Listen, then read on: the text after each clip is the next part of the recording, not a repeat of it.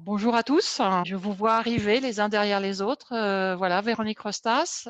Je vais donc laisser la parole à Hubert dans un instant. Simplement lui dire grand merci de faire ce webinaire avec nous pour nous expliquer la philosophie et un peu le paradigme que va présenter cette nouvelle réforme. Et puis simplement aussi vous dire que c'est moi qui vais recevoir les questions et que je vais entrer en dialogue avec Hubert en répercutant vos questions. Donc, n'hésitez pas à envoyer vos questions en chat. Et puis enfin, pour vous dire que ce webinaire est en fait un petit apéritif avant notre journée professionnelle qui sera sur le même sujet le 2 décembre à Lyon. Et maintenant, je laisse Hubert nous dire ce qu'il faut comprendre de cette réforme. Bonjour à tous, merci de m'accueillir dans ce webinaire. J'espère que tout le monde m'entend bien. Véronique, s'il y a le moindre souci, tu m'en fais part. Tout à fait.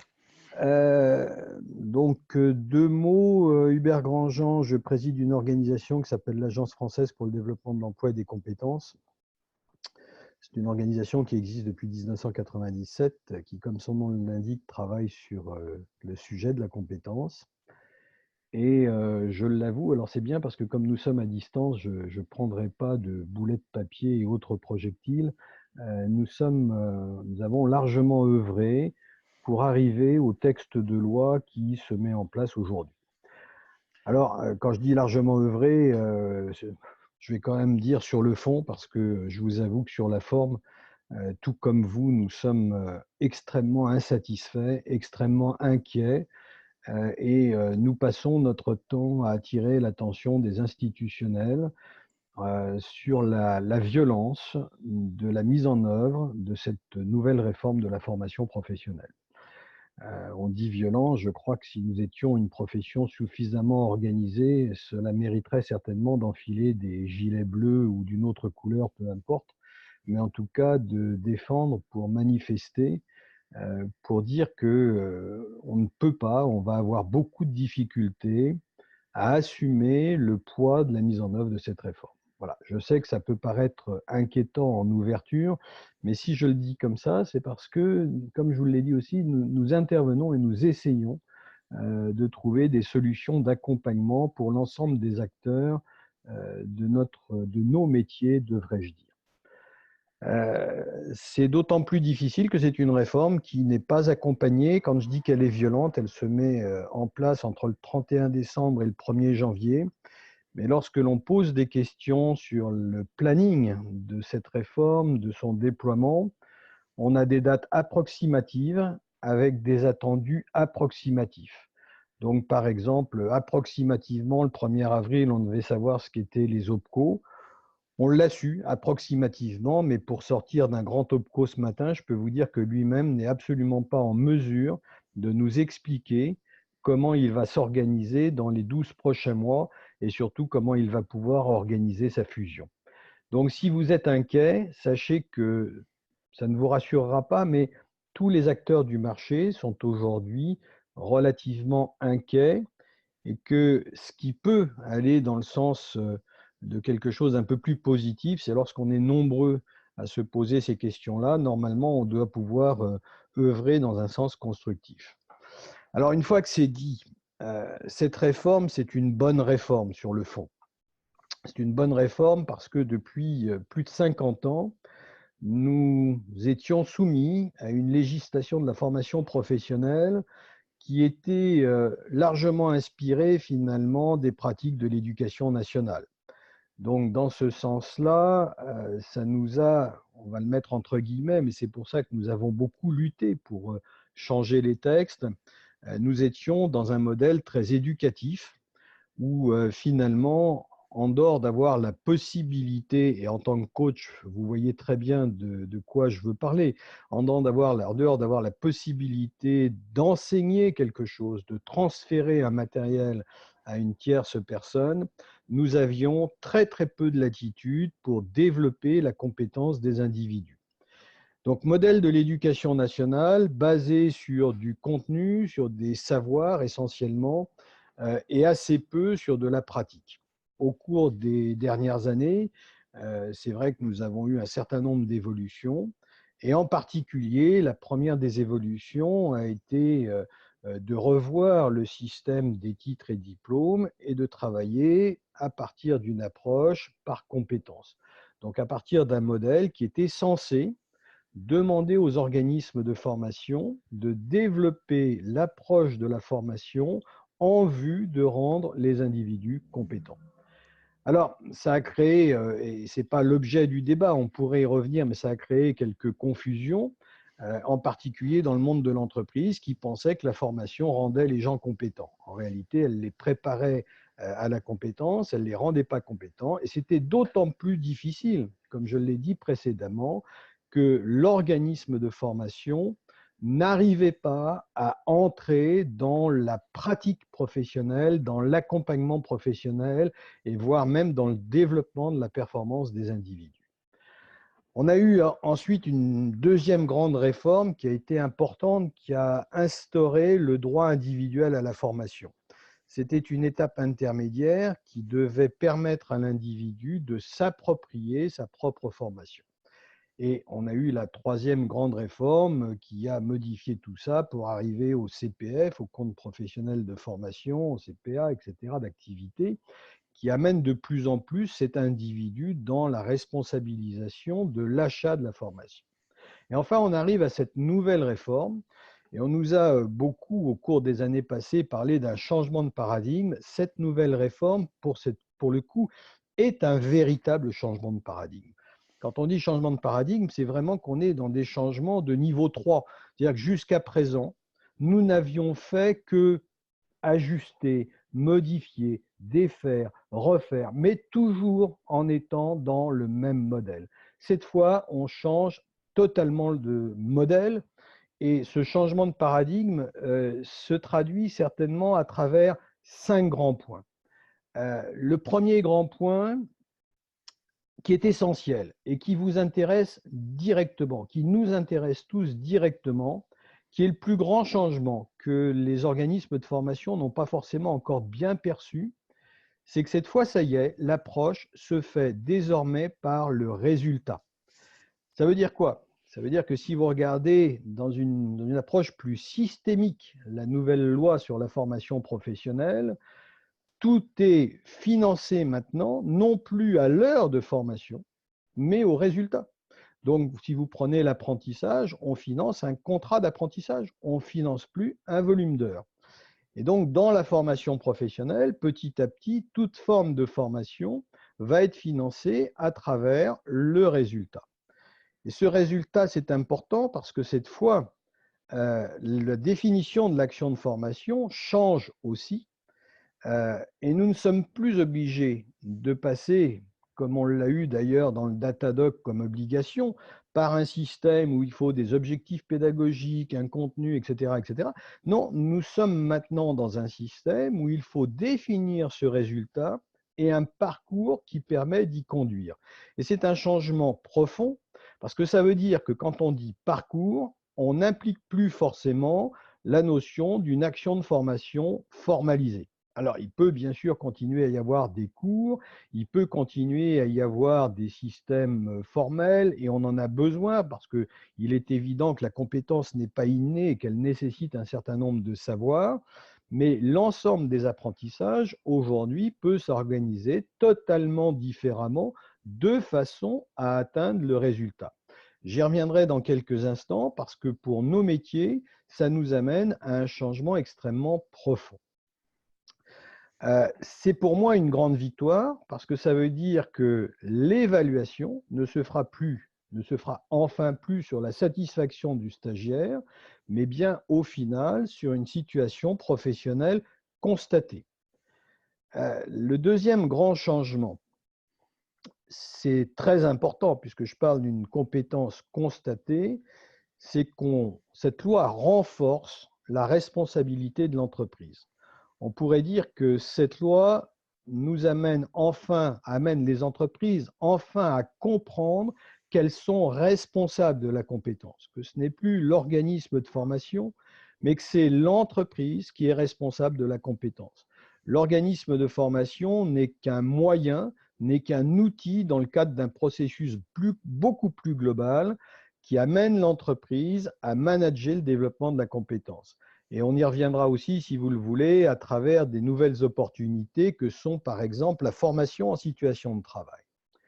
Le troisième grand point qui symbolise, qui est significatif sur ce changement de paradigme, c'est que depuis tout à l'heure, volontairement, je vous ai parlé d'organismes de formation.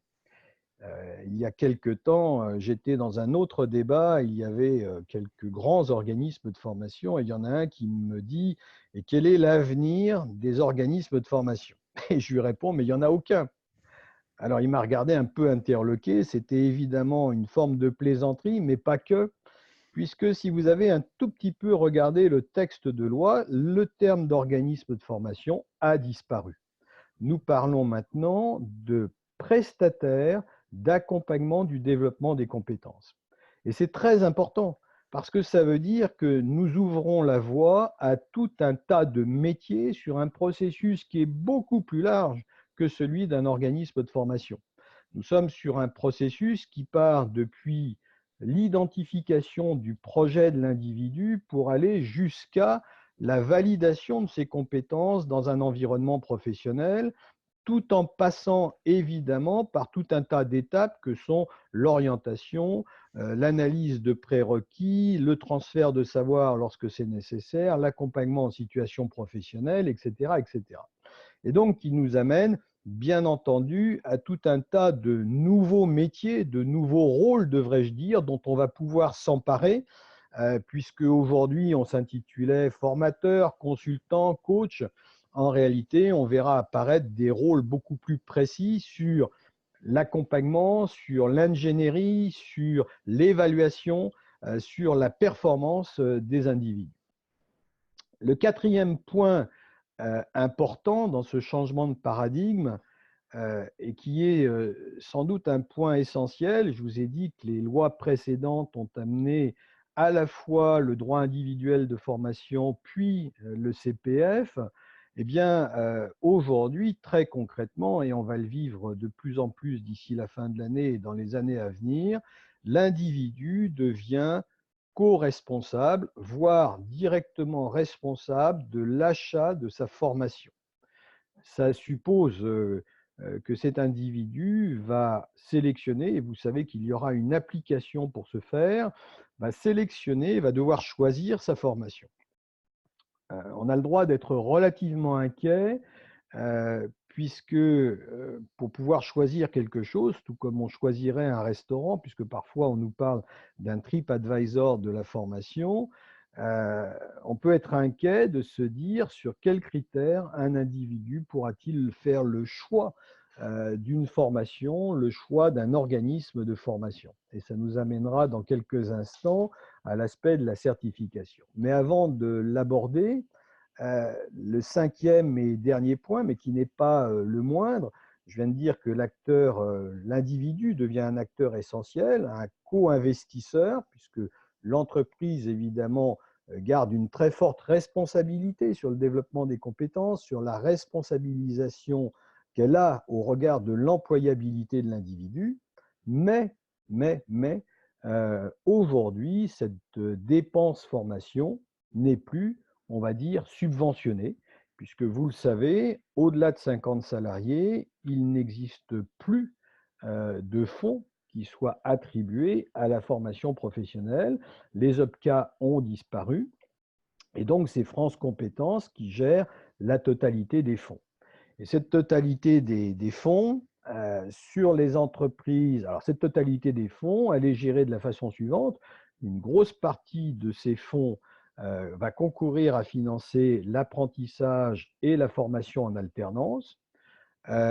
Une seconde partie de ces fonds va être orientée vers les entreprises de moins de 50 salariés pour les aider dans des projets de développement de compétences. Mais une certitude, malheureusement, c'est que 100% de ces fonds, pour l'instant, ne pourront financer que des formations qui conduisent à une reconnaissance. Ça suppose qu'au terme de la formation, je vous parlais tout à l'heure d'une reconnaissance par le résultat, nous sommes hélas encore en France et que ce résultat, est assujetti à une reconnaissance, à un titre qui va être porté par l'ancien RNCP et l'ancien inventaire, c'est-à-dire une reconnaissance officielle avec un niveau officiel. Et cette reconnaissance va servir de base pour les OPCO pour affecter, pour développer des formations. Et malheureusement aussi, du coup, ces formations pour les entreprises de moins de 50 salariés vont toutes se dérouler à partir d'appels d'offres et probablement pour la plupart sur des opérations collectives.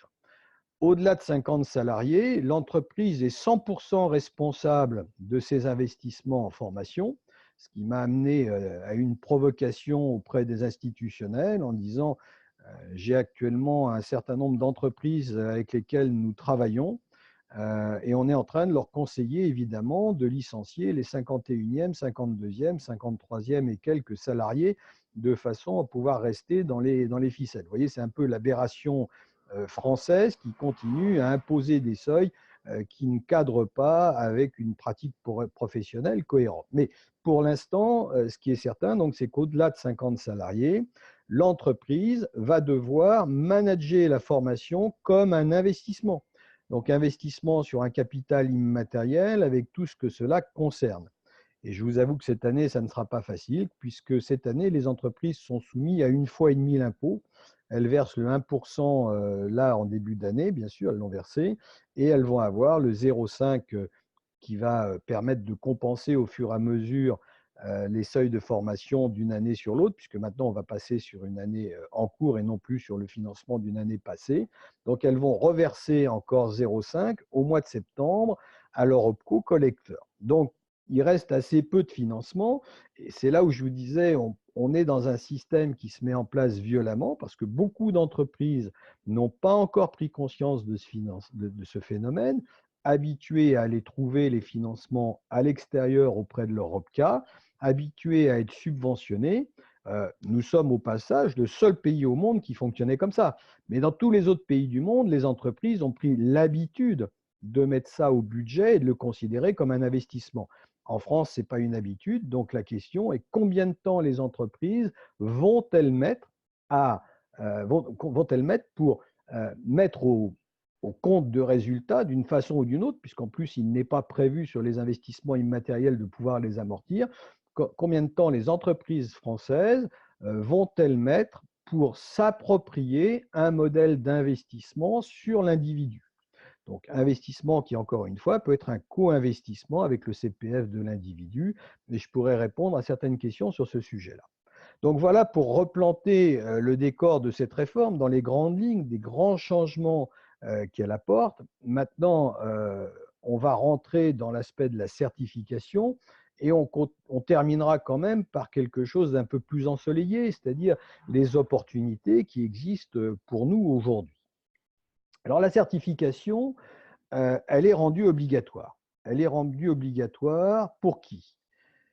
Elle est rendue obligatoire pour les organismes de formation et on va dire pour les organismes de formation qui vont travailler comme toujours pour des fonds publics. Donc déjà, cette certification, si vous travaillez en direct pour des entreprises au-delà de 50 salariés ou même dans des entreprises de 50 salariés mais qui n'auront pas recours à l'OPCO pour financer vos actions, il est évident que la certification vous concernera un peu moins.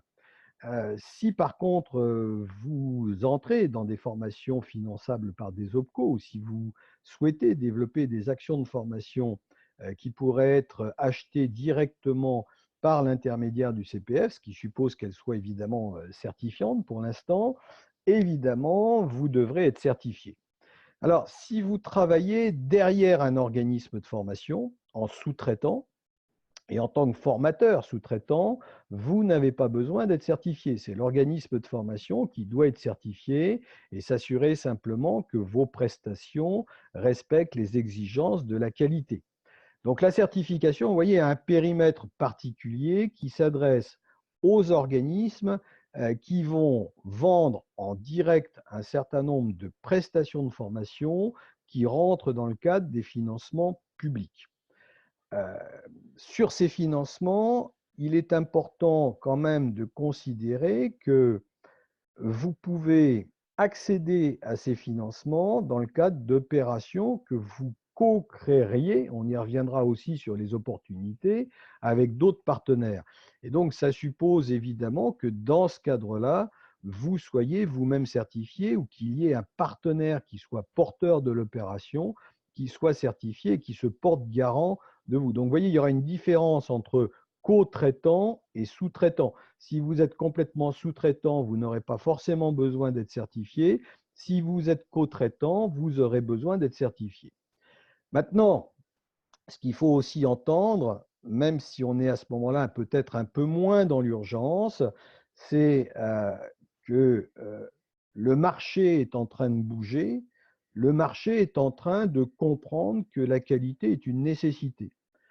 On pourrait d'ailleurs se demander pourquoi, dans notre métier, nous sommes le dernier métier, la formation, à s'être intéressé à la qualité. Tous les autres métiers sont déjà largement certifiés, largement dans les démarches qualité. Nous, on a presque 20 ans, 30 ans de retard sur ces démarches-là, ce qui n'est pas tout à fait normal. Et en même temps, il faut aussi rappeler qu'une certification qualité, quelle qu'elle soit, ne représente que les à minima que tout organisme sérieux devrait respecter. Donc, on ne doit pas non plus être trop inquiet au regard d'une certification qualité. Elle n'a que des exigences normales que peut avoir le consommateur. Et donc, cette certification est une sorte de label minimum qu'il faut avoir normalement pour travailler. Je dis ça parce que le marché, comme je le disais précédemment, évolue, que les clients, quels qu'ils soient, vont entendre de plus en plus parler de qualité dans la formation professionnelle, dans les métiers de l'accompagnement, et vont être de plus en plus exigeants sur les reconnaissances. Je pense à un groupe comme Carrefour, qui est largement au-delà des 50 salariés, et qui aujourd'hui demande pratiquement à tous ses consultants. Alors, à minima, il demandait qu'ils soient au Datadoc. Aujourd'hui, il demande à tous ses consultants et tous les organismes avec lesquels il travaille d'entrer dans une démarche de certification. Après, démarche de certification, il y a plusieurs approches, mais clairement aujourd'hui, c'est vrai qu'il faut un peu oublier les certificateurs qu'on a connus derrière le CNEFOP, que peuvent être l'AFNOR, Veritas, l'ICPF, qui avaient chacun leur référentiel de certification, pour bien comprendre qu'il n'y a plus qu'une seule et unique certification qui est France Compétences. Donc France Compétences, vous l'avez peut-être suivi, il y a un décret qualité avec les critères que vous allez devoir respecter pour pouvoir être certifié par France Compétences, donc des critères avec des indicateurs, et donc ce sera un référentiel unique. Ensuite, derrière ce référentiel unique, France Compétences va retenir des organismes certificateurs.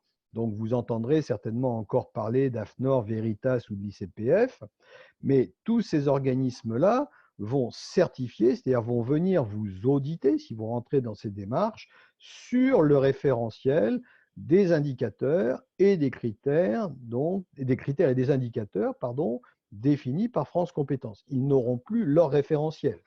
Et ils vont devoir, ces organismes d'ailleurs, être cofraqués sur le référentiel de France Compétences. Qu'est-ce que ça veut dire? Ça veut dire qu'eux-mêmes vont devoir être certifiés comme étant capables d'auditer et de respecter les règles d'audit que va imposer France Compétences. Donc, par exemple, prenons un indicateur qui sera sur le suivi de la qualité. Eh bien, chaque certificateur devra démontrer qu'il est en mesure de mettre en place un système d'audit capable d'analyser quels sont les processus d'amélioration continue au regard de l'exigence de France Compétences qui dit qu'on doit prendre en compte la satisfaction des clients, les besoins d'amélioration des produits, ainsi que la satisfaction interne, etc., etc.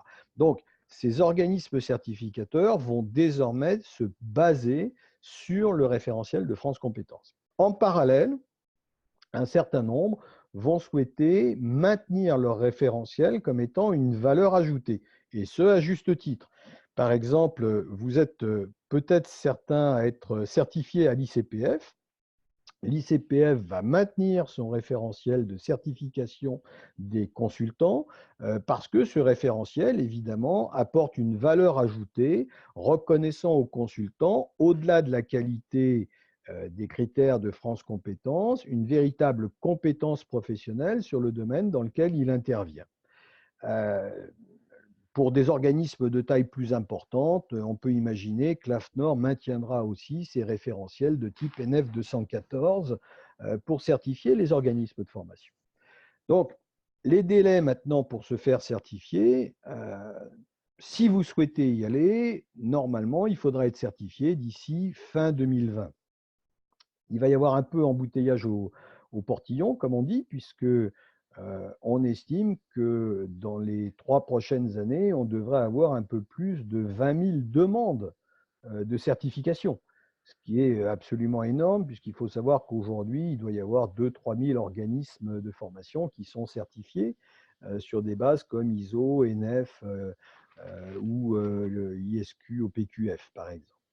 Donc, à partir de là, c'est vrai qu'il faut aussi planifier ses demandes, il faut planifier sa certification, mais là encore, les institutions sont incapables de nous dire comment ça va se passer. Pour l'instant, ils sont à l'état de on est en train de regarder avec les certificateurs s'ils seront en mesure d'assumer les volumes qui seront attendus dans les années à venir. Donc, vous voyez, on est encore une fois dans des phases d'attente.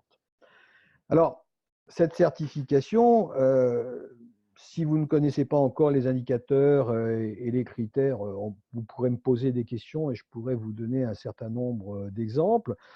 Pour tous ceux qui ont été au Datadoc, on retrouve essentiellement les informations que vous aviez été amenés à préparer pour le Datadoc.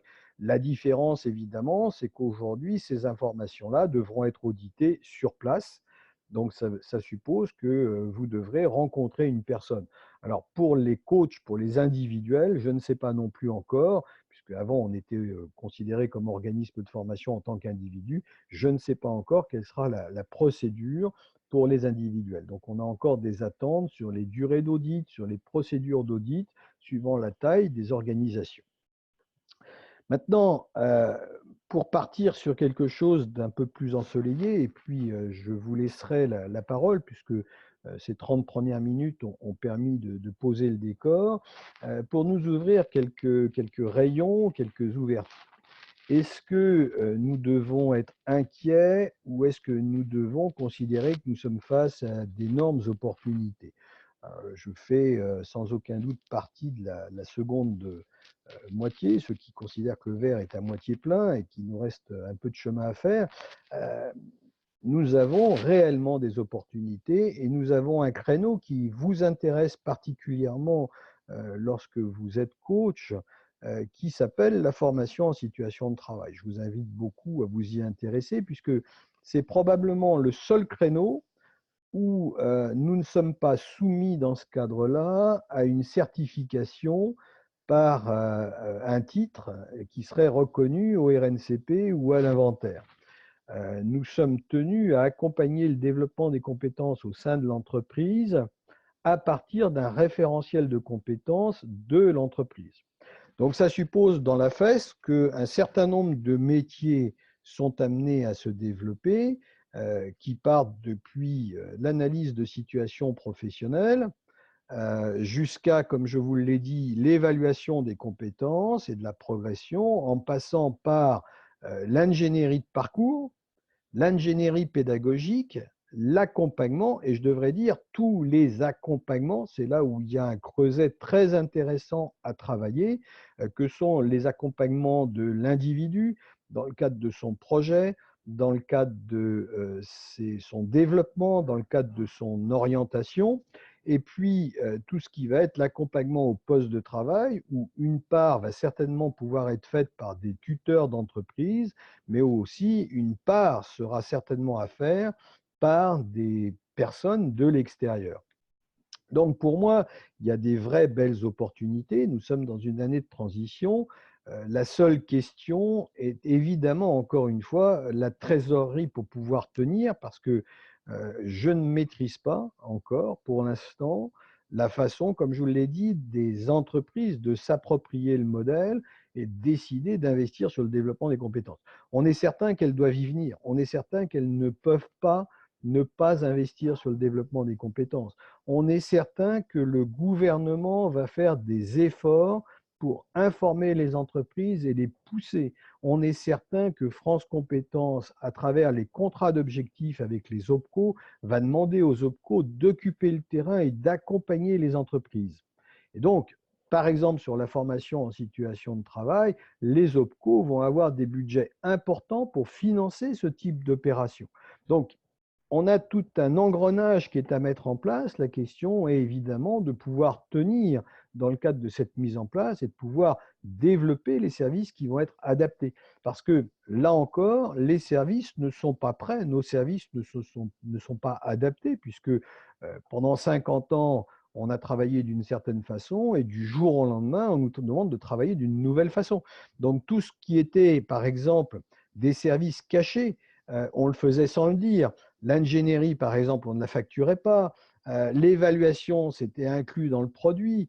Le coaching, on le camouflait en disant que c'était de la formation. Aujourd'hui, ça prend toute sa place et toutes ces prestations peuvent être cotées, peuvent être facturées. Donc, ce qui était coté derrière une formation qui pouvait coûter relativement cher, peut devenir un tas de petits morceaux avec des tarifs extrêmement variés, extrêmement différents. Et puis, dans tout ça, je crois qu'il faut le réfléchir d'une façon beaucoup plus systémique, là aussi, au niveau du consulting, du coaching, etc., dans la notion des réseaux et de la digitalisation des services. Alors ça, c'est un point sur lequel je suis particulièrement vigilant et auquel je m'attache, c'est d'aider à créer des communautés de services, puisque nous avons en France très très peu d'organismes de formation structurés. Si vous voulez, pour vous donner un petit ordre d'idée, dans les années 90, il y avait environ 3 à 4 000 organismes de formation un peu structurés. Aujourd'hui, il y en a moins de 200. Alors, je ne parle pas des organismes qui font de la formation en apprentissage. Ça veut dire quoi? Ça veut dire que ça s'est complètement éclaté et que la compétence aujourd'hui de la formation professionnelle se trouve sur les individus que nous sommes. Donc sur vous, sur nous, en tant qu'individus et non plus au sein des organisations. Donc ça, c'est une opportunité intéressante. Ça veut dire que de toutes les façons, même si on recrée des structures de taille intermédiaire ou quels que soient les organismes de formation, la compétence est chez nous en tant qu'individu. Maintenant, en tant que coach, difficile de faire payer nos prestations, difficile d'investir sur des outils digitaux, sur des pratiques novatrices, et difficile aussi d'assurer la chaîne. Donc, l'une des grandes opportunités sur lesquelles il faut être en veille, c'est comment on peut créer des communautés. Et je parle plus de communautés que de structures juridiques, parce qu'une communauté peut être relativement ponctuelle, des communautés de services qui permettent de développer une approche du service auprès du tissu économique local. Et quand je dis une approche du service, je reviens sur ce que je disais, c'est-à-dire d'aller voir l'entreprise non plus avec un catalogue de formation, mais avec un système d'accompagnement du développement des compétences qui va lui permettre de constater des résultats réels. Donc ce système reposant forcément sur de l'outillage et sur de la polyvalence des compétences et probablement sur plusieurs individus et non plus un seul individu. Donc ça peut être soit à travers une structure de prestation, soit à travers une organisation plus structurée ou une organisation de communauté. Voilà, j'ai peut-être été un peu brouillon dans tout ce paysage, mais je voulais attirer l'attention sur ce qui me paraissait être les grands points de la réforme et je vous propose maintenant surtout de répondre à vos questions et de vous apporter dans la mesure de mes connaissances les éclairages possibles. Ah, Philippe, Voilà, je me lance. Bonsoir et merci. merci. Donc, j'ai déjà mis un petit commentaire sur le fait que c'était pour moi très, très clair et je vois que pas mal de personnes répondent de la même manière. Moi, je voulais revenir sur, à un moment donné, je reprends mes notes. Vous avez parlé du distinguo qui était à faire entre les entreprises de plus de 50 salariés et de moins de 50 salariés Oui. en développant. Vous avez parlé d'entreprises. Je n'ai pas entendu aborder la question de tout ce qui est fonction publique structure d'État. Donc, qu'est-ce qu'il en est par rapport à ça? Alors, excellente question. Là, je vous avoue que c'est probablement celle à laquelle j'ai pas de réponse aujourd'hui et où aujourd'hui, on n'a pas encore de réponse claire, puisque vous savez que ça avait été problématique déjà à l'occasion du DIF, à la mise en place du CPF. Donc aujourd'hui, j'ai pas de réponse sur le secteur public. Si cette question, Véronique, si tu peux la noter, j'ai d'autres réunions à venir et je peux m'engager à essayer de trouver une réponse, mais je crois que j'ai pas de. Aujourd'hui, rien n'est défini pour le secteur public, je crois. Merci. Je note. Marielle, j'ai vu une question par écrit. Peut-être peux-tu la partager avec tout le monde? Oui, je vois la question de Marielle, je la lis en même temps. Alors, merci beaucoup. Quand vous dites création de communauté de coach pour pouvoir proposer des prestations différentes aux entreprises, ça pourrait permettre de mieux communiquer sur le métier de coach. Alors, c'est une bonne question.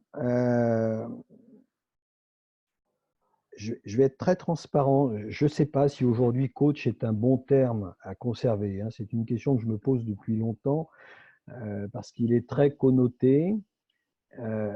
Et moi, je préférerais parler d'un rôle de coaching plutôt que d'un métier de coach. Quand je parlais des communautés, je pense que pour beaucoup d'entre vous, vous pratiquez différents rôles. C'est-à-dire que j'imagine que certains peuvent être coachs à temps complet, donc assurer ce rôle de coaching à temps complet, mais j'imagine que beaucoup peuvent faire aussi de l'accompagnement d'équipes de direction, peuvent faire du conseil en orientation, peuvent faire de la formation en face à face. Et donc, quand je parle de communauté, ça consiste aussi à identifier les rôles que l'on peut tenir et comment proposer à l'entreprise cette chaîne de rôles, non plus derrière ce terme coach, peut-être, hein, en tout cas c'est une idée, non plus derrière le terme de coach, mais derrière le terme d'accompagnement du développement des entreprises et des rôles qui se cachent derrière la notion d'accompagnement du développement des compétences de l'entreprise. Alors, c'est une vraie question que vous posez parce que, encore une fois, il y a beaucoup de coachs et on peut entendre dans différents sens du métier. Est-ce qu'on est un coach qui s'occupe de l'individu? Est-ce qu'on est un coach d'entreprise, un coach organisation, un coach d'équipe? Voilà, il faut se positionner. Et c'est pour ça que j'insiste sur cette notion de rôle et cette notion de pouvoir se répartir ces rôles à travers une communauté et de pouvoir mieux s'identifier dans des approches qui peuvent être complémentaires. Voilà, je ne sais pas si je réponds à la question, donc n'hésitez pas à me relancer. Il y a une question un peu complémentaire qui est arrivée de la part de Thierry. Alors, l'idée d'ensemble serait-elle de plus systématiquement associer formation, acquisition de connaissances et mise en œuvre, entraînement, validation, ou bien de faire de la place à des pratiques sans apport de contenu, coaching, co-développement? Autrement dit, faudra-t-il toujours adosser au coaching une formation à l'ancienne? Alors là, la réponse est clairement non, hein, c'est ce que j'ai dit. Il n'y a plus aucune obligation à formaliser un système de transfert de savoir. Comme je l'ai dit, c'est la première règle de ce changement, c'est qu'on est piloté par le résultat et que la définition de l'action de formation a changé. Il s'agit d'un parcours qui conduit au résultat. Et par exemple, vous, en tant que coach, vous allez être très sensible à l'une des exigences de l'action de formation, et en particulier dans la formation en situation de travail, qui, dans le texte, donne l'obligation d'avoir des situations d'analyse réflexive. Hein, ce qui veut donc dire qu'on est beaucoup plus proche de notre métier, le métier de coach, que du métier d'enseignant. On est donc bien dans un système aujourd'hui où, et c'est pour ça aussi que je parlais de différents rôles, parce qu'il y a des rôles d'ingénierie, c'est comment je crée un parcours partant d'un référentiel de compétences à développer, partant d'un individu dans une situation donnée, et comment je fais en sorte que cet individu devienne compétent à un instant T', tout en faisant aussi attention à une différence qui n'a pas encore été beaucoup développée et qui pourtant est fondamentale, qui est la différence entre compétence et performance. Et souvent, par exemple, en tant que coach, vous êtes appelé pour développer beaucoup plus de la performance que de développer la compétence elle-même. Parce que l'individu, il a été formé, l'individu, il sait faire, mais souvent, vous êtes appelé pour qu'il fasse mieux, pour qu'il soit plus performant, qu'il soit meilleur. Donc, vous voyez, dans ces étapes-là, clairement, la place des savoirs ne devient plus essentielle. Elle est importante, elle est évidemment potentiellement nécessaire parce que il n'y a pas de génération spontanée de la compétence sans un apprentissage, mais l'apprentissage peut aussi se faire par soi-même, par une pédagogie de la découverte, par différentes actions formalisées ou non formalisées.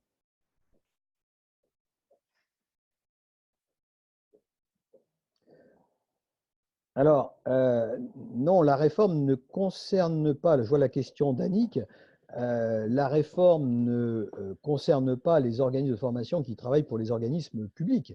La réforme concerne les organismes qui travaillent sur des fonds publics, c'est-à-dire sur des opérations qui seraient financées par les OPCO, hein, donc les opérateurs de compétences. Je vous rappelle que en fait, on doit avoir, alors je ne sais plus maintenant si c'est 11 ou 12 OPCO, je crois que c'est 12 OPCO, qui sont des regroupements des anciens OPCA et dont les missions ont considérablement changé.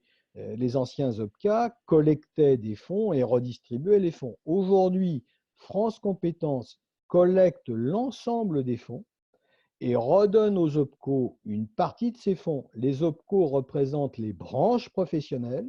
Les branches professionnelles doivent définir les axes prioritaires pour financer des actions de formation, soit à travers l'apprentissage, les contrats en alternance, soit pour les moins de 50 dans des opérations collectives, par exemple. Et donc, ce sont les OPCO qui vont financer et qui, là, vont exiger évidemment que les organismes de formation qui interviennent dans ce type de formation soient certifiés. Donc, vous êtes concerné. Si, par exemple, vous avez un client qui vous dit « Tiens, je voudrais faire une formation en situation de travail. Est-ce que vous pouvez m'aider ?» Ça vous concerne, vous connaissez le sujet, vous pouvez l'aider. L'avantage, c'est que cette formation, comme je vous l'ai dit, elle n'est pas adossée à un titre ou à un diplôme. Elle est adossée à un référentiel de compétences. Et le deuxième avantage, c'est que si c'est une entreprise de moins de 50, il peut demander des fonds à son OPCO. Donc, à partir de ce moment-là, l'opération peut devenir finançable, elle peut être pilotée par vous, mais dans ce cas-là, vous devrez être certifié qualité France Compétences.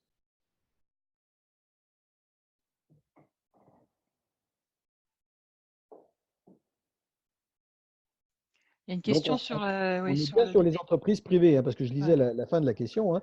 Donc, c'est bien les entreprises privées qui sont concernées, essentiellement les moins de 50, puisqu'il n'y a qu'elles, normalement, qui auront accès au fonds de l'OPCO.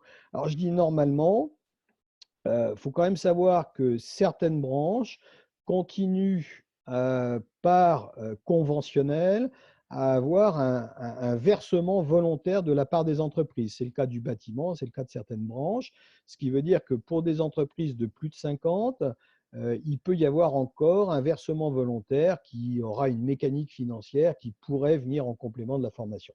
Mais pour l'instant, il faut un peu l'oublier.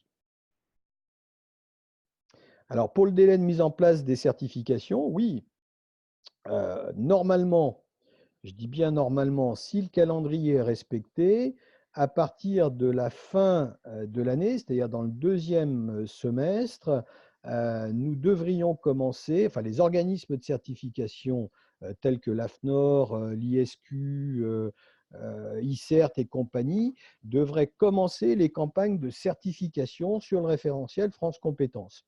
Ils seront eux-mêmes cofraqués courant 2020. Mais oui, les certifications vont commencer d'ici la fin de l'année. Donc, si vous avez l'intention d'être certifié, mon conseil est surtout de ne pas attendre parce que tout à l'heure, j'ai dit la qualité n'est jamais que ce que l'on devrait faire pour respecter les exigences d'un consommateur. Oui, bien sûr, et je suis absolument convaincu que vous le faites. C'est pour ça que nous, on avait lancé des opérations, en particulier avec AGFOS, qui s'appelait « Faire reconnaître ma qualité ». Pourquoi? Parce que le principal souci au regard d'un audit, c'est essentiellement la traçabilité et la capacité à démontrer la régularité du service. Donc, la capacité que vous avez à rendre toujours le service au même niveau. Et donc, c'est cette traçabilité et cet engagement de ressources qu'il est toujours difficile à démontrer lors d'un audit. C'est pour ça qu'il y a quand même un temps de préparation, il y a quand même un temps de réflexion à avoir pour monter son dossier et évidemment pouvoir le présenter dans les meilleures conditions parce que l'exigence de France Compétences, pour l'instant, est assez rigoureuse puisque lors d'un audit, une non-conformité est éliminatoire et quatre points sensibles deviennent une non-conformité et deviennent donc aussi éliminatoires. Bon, c'est la règle pour l'instant. On verra si elle s'assouplit un petit peu. Et donc, il ne vaut mieux pas rater l'assertif, sachant qu'après, un échec n'est jamais définitif, mais ça génère un coût puisqu'il faut faire revenir l'auditeur et que forcément, ça coûte un petit peu cher. Alors, est-ce qu'il faut se lancer? Alors, conseillez-vous de faire la nouvelle certification? Moi, je vais vous dire, j'ai jamais conseillé quelque certification que ce soit, j'ai toujours conseillé de s'occuper de sa qualité. Donc, je crois qu'il est urgent de s'assurer que vous respectez les exigences de la qualité, quelle que soit la certification. Et les critères qui sont émis par France Compétences sont des critères que, encore une fois, vous respectez sans doute, mais que vous n'avez peut-être pas pris l'habitude de manager dans une traçabilité rigoureuse parce que on sait tous que nos métiers sont prenants et que évidemment il est important d'aller vite vers le client et parfois on laisse un petit peu de côté ces éléments un peu administratifs. Mais globalement, oui, oui, il est urgent, quoi qu'il en soit, de vous préparer à faire la preuve de votre qualité. C'est même fondamental. Donc, je pense que ce travail a été commencé lorsque vous êtes intéressé au Datadoc. Il faut le continuer et vous assurer que vous êtes capable de répondre aux critères et aux indicateurs. Alors, je vois qu'on me demande, Thierry me demande si on a des retours de la part des RH. Écoutez, oui, quelques-uns, et entre autres parce qu'on pilote un groupe qui s'appelle Capital Humain, Capital Immatériel. Les RH sont en vente panique parce qu'ils ne savent absolument pas comment ils vont gérer demain la formation. Alors, ils ne savent pas pour des tas de raisons. D'abord, par exemple, parce qu'on a engagé cette action avec un OPCA qui n'existe plus et que les différentes entreprises, en septembre, vont se retrouver réparties dans différents OPCO de par leur branche. Donc déjà, elles ne savent pas ce que ça va devenir. Deuxième chose, elles n'ont pas de lisibilité justement sur ce qui pourra être financé, pas financé. Troisième chose, évidemment, les contrôleurs financiers se sont emparés de la réforme en disant non mais attendez, économie, donc il va falloir justifier toutes les dépenses formation. Parce qu'avant, finalement, il fallait dépenser. Aujourd'hui, il va falloir justifier la dépense formation. Donc, il y a un certain nombre de responsables de ressources humaines qui s'intéressent bien sûr au sujet. Je crois aussi qu'il faut regarder les choses telles qu'elles sont. J'ai fait une conférence d'ailleurs à la FREF il n'y a pas très très longtemps. Nous avons beaucoup plus de gestionnaires de personnel que de responsables ressources humaines aujourd'hui dans les entreprises françaises. C'est-à-dire que ce qu'était la fonction RH, qui normalement aurait dû être un gestionnaire de talent à l'époque où il y avait des directeurs du personnel, la fonction RH est redevenue une fonction de gestion du personnel.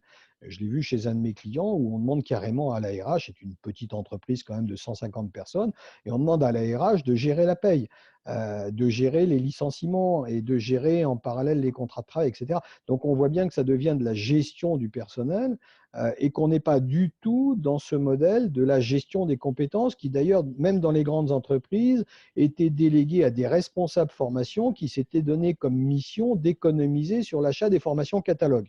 Donc oui, clairement aujourd'hui, il y a de l'inquiétude dans la fonction RH, il y a de l'inquiétude d'une façon générale chez les managers de formation, mais la belle opportunité au regard de cela, c'est que les team leaders, les managers de proximité vont avoir aussi un rôle de plus en plus important. C'est-à-dire que maintenant, on va pouvoir travailler en direct avec eux pour bâtir des référentiels de compétences ou accompagner la réalité de la compétence au poste de travail qui ne sera plus contrainte par une action de formation formalisée.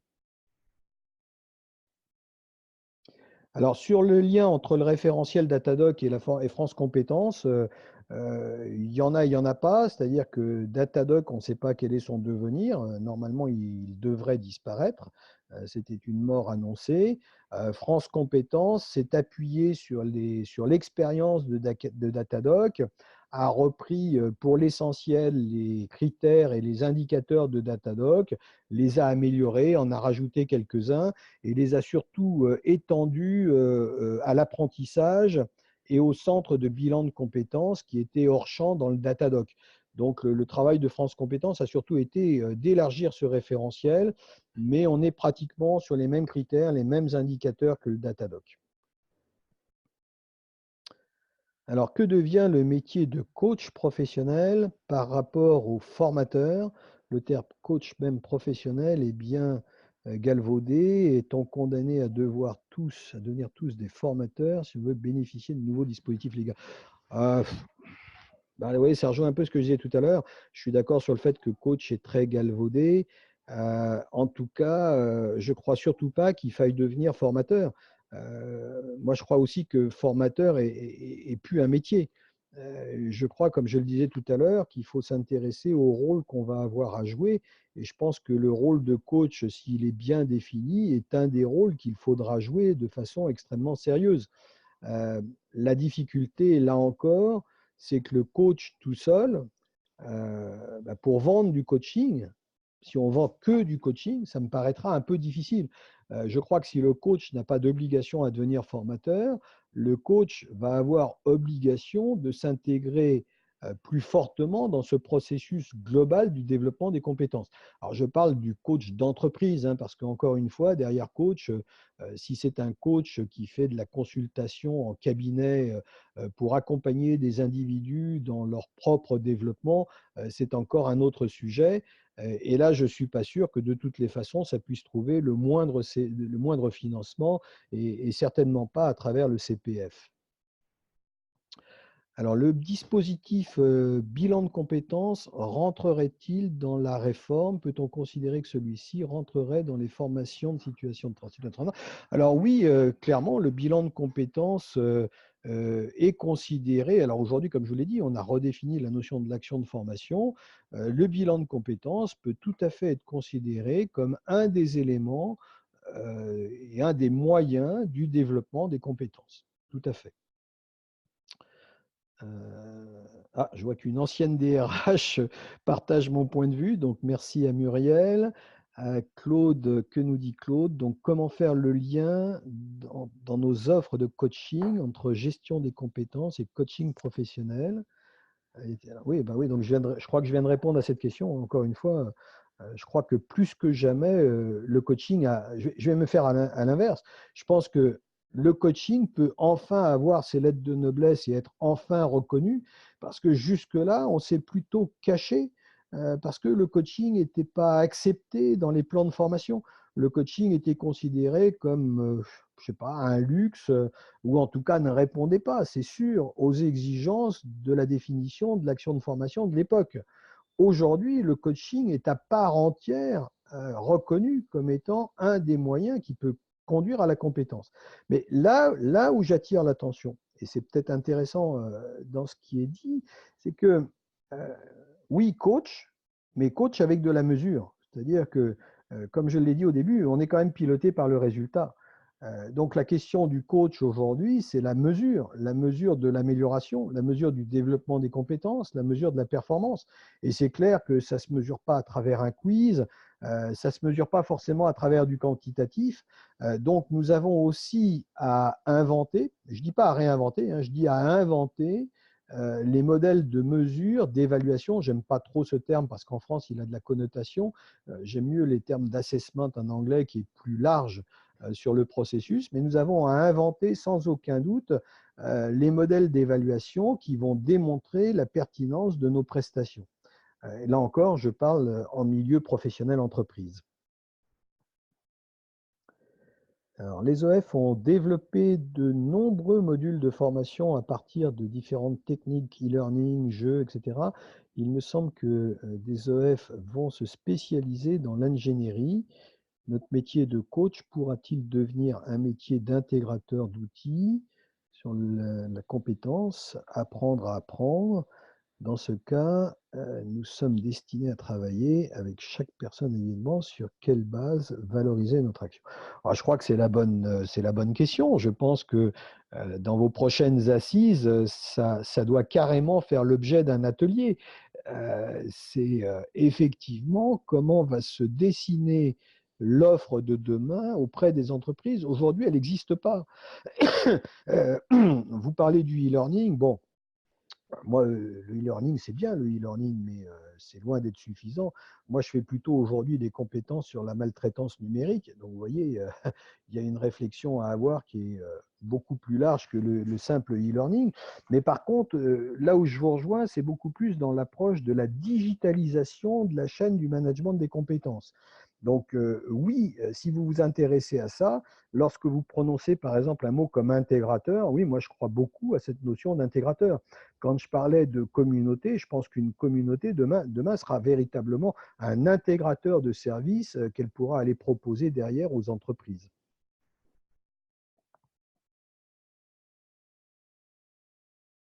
Donc Thierry partage le point de vue. Oui, je crois aussi que c'est vraiment une chance pour le coaching. Et effectivement, je pense que vos ateliers doivent s'orienter sur la façon de réfléchir le coaching, de valoriser le coaching et de le valoriser dans une vision beaucoup plus de l'accompagnement global de cette chaîne du développement des compétences. Merci beaucoup Hubert. Merci à tous de vos questions parce que je crois que c'était des très bonnes questions et ça nous donne de l'appétit pour effectivement se mettre en réflexion en commun sur, maintenant qu'on y voit un petit peu plus clair, sur ce que nous pouvons mettre en œuvre. Et l'idée de communauté, nous, ça nous parle de toute façon. Donc, je suis sûre que nous allons en faire notre miel. Donc, merci à Écoutez, tous. ça m'a fait très plaisir de pouvoir être avec vous ce soir. N'hésitez surtout pas, je reviendrai volontiers vous voir. Merci à Hubert. Et je dis à tout le monde que le webinaire a été enregistré et on mettra l'enregistrement à disposition, bien évidemment. Et je remercie beaucoup Hubert parce que je crois que ça nous a bien éclairé la tête et surtout qu'on puisse avoir effectivement l'enregistrement pour y faire référence. Donc, merci à tous et bonne soirée et à très bientôt. Merci, au revoir. Au revoir.